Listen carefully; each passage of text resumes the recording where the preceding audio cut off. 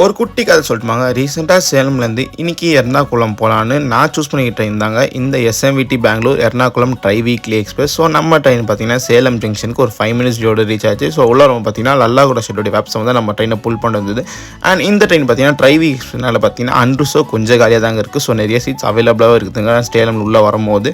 So நான் இதில் பார்த்தீங்கன்னா ஸ்லீப்பர் கோச்லாம் டிக்கெட் புக் பண்ணியிருந்தேன். அதோட எக்ஸ்டீரியர்ஸ் கவர் பண்ணிவிட்டு அப்படியே உள்ள இன்டீரியர்ஸ் பார்த்தீங்கன்னா நிறைய பேர் தூங்கவே ஸ்டார்ட் பண்ணிட்டாங்க. ஸோ நல்ல நைட் லைட் போட்டு சூப்பராக இருந்ததுங்க.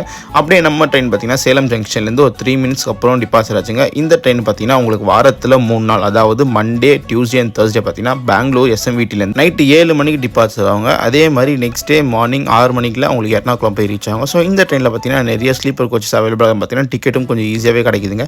அண்ட் நானும் நல்லா போய் தூங்கிட்டாங்க. ஸோ என்னோட சைடு அப்பரில் போய் நல்லா தூங்கி இருந்துச்சு. மார்னிங் பார்த்தா எர்ணாகுளம்க்கு ஒரு 20 minutes அட்வான்ஸாக ரீச் ஆகிட்டோம். இந்த ட்ரெயினில் போயிருந்தீங்கன்னா மறக்காம கமெண்ட்ஸை சொல்லிட்டு போங்க. மேலும் நம்ம பேஜை ஃபாலோ பண்ணிக்கோங்க. டாட்டா, பாய்.